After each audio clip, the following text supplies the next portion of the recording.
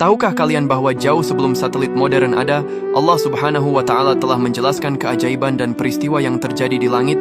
Pernahkah kalian membayangkan langit sebagai sebuah laboratorium raksasa yang sangat sibuk? Di balik gemuruh guntur yang menggetarkan dada, ada sebuah proses rumit yang baru bisa dipecahkan oleh sains modern dalam beberapa dekade terakhir. Namun, tahukah kalian bahwa rahasia mesin pembuat kilat ini ternyata sudah dibocorkan oleh Al-Quran sejak 14 abad yang lalu? Ribuan tahun sebelum satelit cuaca ditemukan, Allah Subhanahu wa Ta'ala telah berfirman dalam surah An-Nur ayat 43 yang artinya, "Tidakkah engkau melihat bahwa Allah mengarahkan awan bergerak perlahan, kemudian mengumpulkannya, lalu menjadikannya bertumpuk-tumpuk, lalu engkau lihat hujan keluar dari celah-celahnya? Dan Allah juga menurunkan butiran-butiran es dari langit, yaitu dari awan yang menyerupai gunung-gunung, maka ditimpakannya butiran es itu kepada siapa yang Dia kehendaki, dan dipalingkannya dari siapa yang Dia kehendaki. Kilauan kilatnya hampir-hampir menghilangkan penglihatan." Fakta dalam Al-Quran ini benar-benar membuat para ilmuwan sains modern tertakjub. Sains modern menjelaskan bahwa kilat tidak muncul secara tiba-tiba. Ada 3 tahap utama yang dilalui, persis seperti urutan dalam ayat tersebut. Yang pertama, yaitu tahap penggiringan atau advection, di mana angin menggiring awan-awan kecil atau cumulus menuju satu titik pertemuan. Yang kedua, yaitu tahap penyatuan atau coalescence, di mana awan-awan kecil ini bergabung menjadi massa awan yang lebih besar dan padat. Yang ketiga, yaitu tahap penumpukan atau updraft. Disinilah keajaibannya. Terjadi gerakan udara ke atas yang sangat kuat, membuat awan tumbuh menjulang tinggi ke atmosfer yang dingin hingga menyerupai gunung. Ilmuwan meteorologi baru menyadari sebuah fakta krusial, bahwa tanpa es tidak akan ada kilat. Di dalam gunung awan tersebut, butiran air membeku menjadi kristal es dan graupel atau bola es kecil. Saat partikel-partikel es ini bertabrakan karena angin kencang, terjadilah pemisahan muatan listrik.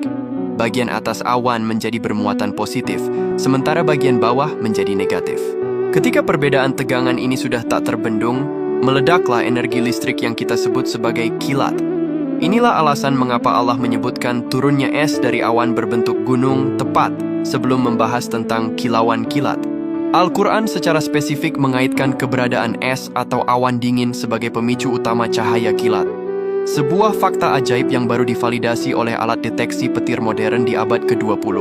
Yang membuat para peneliti terdiam adalah diksi gunung-gunung dalam ayat tersebut. Secara visual, jika kita melihat awan cumulonimbus dari jendela pesawat, mereka memang terlihat seperti pegunungan raksasa. Ilmuwan seperti Profesor Joe Leigh Simpson, pakar meteorologi dari NASA, mengakui bahwa pengetahuan tentang struktur awan dan proses pembentukan es sebagai pemicu kilat adalah hal yang sangat baru bagi manusia, namun sudah tertulis dengan sangat detail dalam kitab suci umat Islam. Apakah petir hanya sekadar pertunjukan cahaya yang menakutkan? Tentu tidak. Allah menciptakannya dengan tujuan mulia yang sangat teknis bagi kehidupan. Yang pertama sebagai pupuk alami dari langit. Suhu panas kilat memecah nitrogen di udara, yang kemudian jatuh bersama hujan menjadi nutrisi utama bagi kesuburan tanah.